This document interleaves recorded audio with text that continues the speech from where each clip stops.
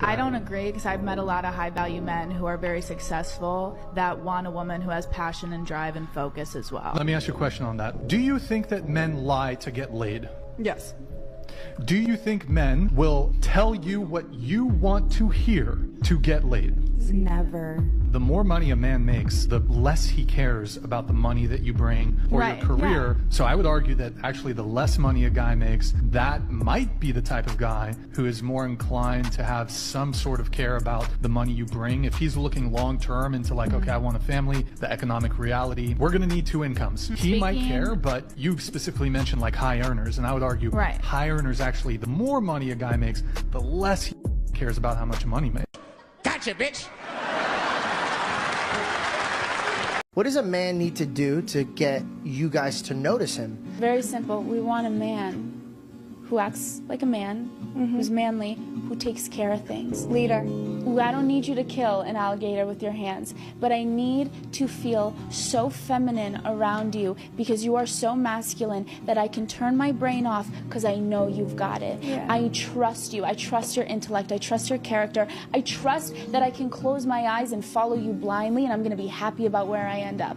That's what it's about. We go out. I don't have to use my brain. I don't have to think. You know what I mean? Order the whole thing for us. Take me, plan the thing. Say you tell me where we're going, and we're all set. That's honestly, it's so lost on us. And like, yes, toxic masculinity, that's not good, but we need masculinity. It's really important, and that's what we try to push. And we live in a time of, unfortunate, new age feminism and this whole idea that women and men need to be the same and they need to compete, and it's all from the enemy. It's all lies.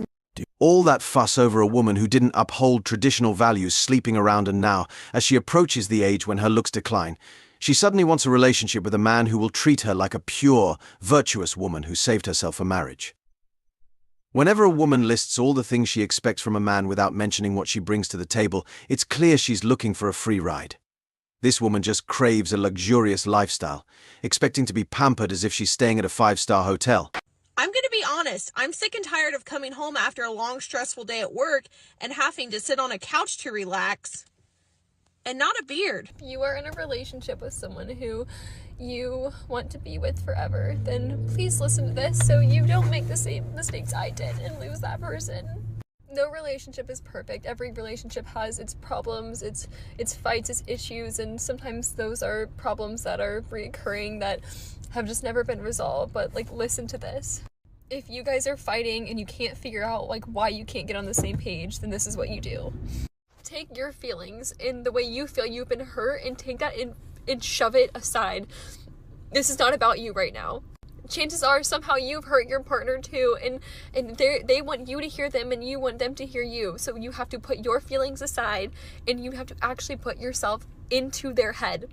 Now, once you're in their head, think of the way that you acted in a situation, something you said, an action you did, and then think about, based on your action, how would they have felt? I want you to really feel it. Like, this is not just like, put yourself in their shoes. Like, I need you to feel it. Feel that emotion. Feel their pain. And if you both do that, then you can finally get in a place where you understand each other's pain and you can make up. You can forgive and you can let go. Because if you cannot do this, those reoccurring issues will keep coming and they will never get resolved, and the anxiety and stress will build and build and build until there's nothing left to give for either of you. Don't let these stupid fights make you lose the thing that you love the most in the world. It's not worth it, I promise. Put your feelings aside, empathize with your partner, and just love them. Literally just love them. Like, please stop fucking fighting and just love each other. Wow, she's finally owning up to her mistakes. It sounds like she was too focused on herself and learned the hard way when she got dumped. That's often the only way these women will learn, when they ruin their own relationships and it's too late. Who wants to be with someone who constantly monitors everything you do and uses it as an excuse for their behavior in arguments? Many of these conflicts modern women have arise when they're asked to be accountable in a relationship because they still want to act single. Whether she's genuinely sorry or just regrets the consequences of her actions remains to be seen. A good man is hard to find and harder to keep. And let me explain. A good man is loyal. respectful, a man of his word, and he will actually treat you like a queen to a point where you'll believe you're a queen. But if you're not a true queen, what happens is you think that you can abuse him, use and abuse him and toss him. But you forget, just because he's a good man does not mean he's a dumb man. And what happens in this case scenario is you end up losing him. And you do have a lot of competition because there's not a lot of good men out there. And the minute he leaves, he won't only find someone better, he will actually be happier too. And you will be the only one that will regret it because you know how hard it is to find a good man. Don't ever, ever underestimate a good person in general. Good people, as much as they are good, as much as they could be bad. And when they turn bad, you will regret the day you met them. And no, they won't harm you or do anything bad to you. Them leaving you is the worst thing that could happen to you. Story time of the most dirtiest college roommate ever. By the way, we're calling her Jessie. So I moved in before Jessie and I get settled and decorate. The next day, she comes and throws her bag on the bed, then leaves. I thought it was weird because she didn't even say anything to me.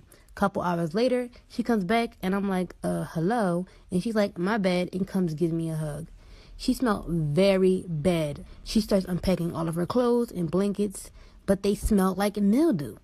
Anyways, a week later, there's this party going on for freshmen, and she goes, but I stay in because I had a migraine. I told her that when she comes back, can she keep the light off? Now it's 2 a.m., and she comes back in very loud, uses the bathroom, then goes to sleep. And now I'm up, so I got up to use the bathroom too. When I sit down on the toilet, I feel something very squishy. It was dark because, like I said, I had a migraine. I get up, turn the light on, and I was sitting in her shit. Huh? It's appalling to imagine how disgusting her actual house or bedroom must be.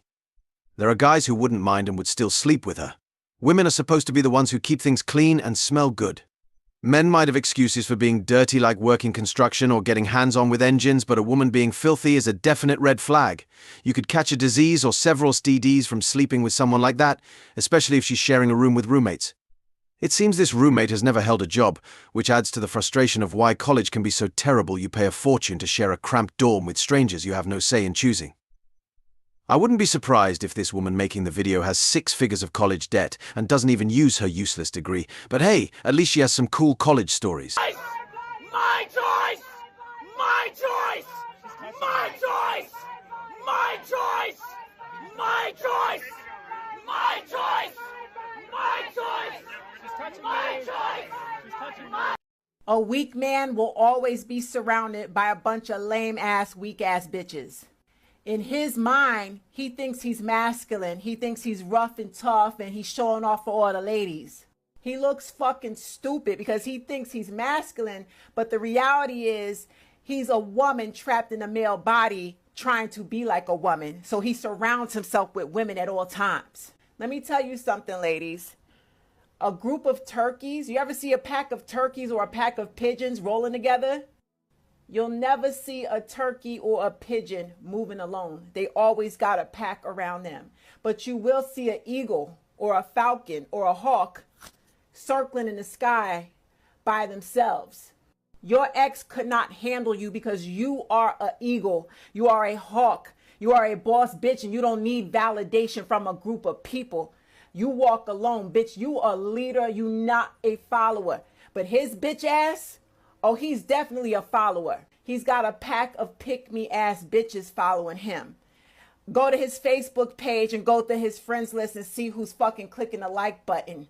It's all the desperate pick-me's, the bitches that need male validation, the bitches that lack self-esteem and self-respect. They don't know who they are, so they seek validation in him, and he's a fucking nobody. A clown-ass nigga that gossips and runs his mouth like a bitch. A lame-ass motherfucker who's constantly in the middle of other people's drama. If he ain't starting drama, he's in the middle of something. because he likes drama, because he's a whole bitch trapped in a man body. He'll try to turn women against each other, pit bitches against each other. He's busy telling his mama, sister, aunties, cousins all his business, talking shit about his baby mothers to this woman, talking to his side chick about his baby mamas. He's a trouble starter because he's a messy queen. He just needs to come out the closet already. Stay away from men who constantly seek the validation of women. He's not as masculine as he thinks he is. He's delusional. He's a whole woman trapped in a male body. I'm so sorry. When you're a strong individual, you 9 times out of 10 walk alone. You're a leader. You're not a follower. You're not going to associate to a pack of people. But these weak ass men, they're insecure and they got to latch on to women. Messy, toxic, trifling women, women that lack self-esteem, pick-me ass bitches, female narcissists, toxic codependents. He loves them types. But a strong queen, he'll never be able to break or attach himself. And if he plays a queen, that's it. She's never letting him back in. It's easy to criticize the dagger players, but where's the accountability for these women who ignore the fact that he has a baby mama or is toxic? Sure, these Tyrones might be damaged guys, but what does it say about the women who entertain and like their photos? These guys can't play these women if they focused on qualities beyond just wanting a tall, player type with a large bankroll. These women thrive on drama and find healthy relationships boring. Maybe if they raised their standards to men who are employed and lowered their height requirements to 5', they could actually build something meaningful with a better partner. But they didn't, and it's amusing how these Chads and Pookies pit these women against each other, making them fight like dogs over a player rather than a man who could offer a future. It's also strange how these women aren't blamed for the drama they stir up that could get men shot. This bitter woman is upset that she's past her prime by 2 decades, and these same toxic men who used to use and discard her have moved on to younger women. I wonder if she'd be saying the same things if these players were still interested in her. She's not concerned about these young women, it's just bitterness and envy. She calls them female dogs while telling them to have more self-respect, which is contradictory. No wonder she's single, she curses like a sailor and acts overly masculine. I wouldn't be surprised if she's even experiencing male pattern baldness with her receding hairline or growing a mustache.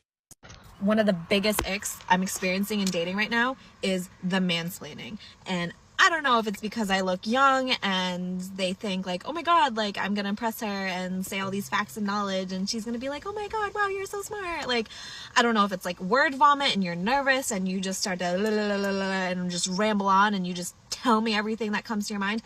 I don't know what it is. But I promise you, sir, I turned 30 at the end of this year. I have life experience. I've read a few books in my time. I pay taxes. I know how to check my mail. I know what my credit score is. I promise you, sir, you do not have to explain everything. I am not as young as I look. It does not impress me. Please stop. Find something else to talk to me and connect with me on.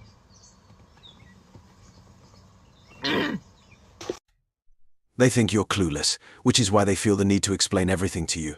You're covered in tattoos and sport a feminist nose ring, as if anyone would mistake you for a NASA scientist.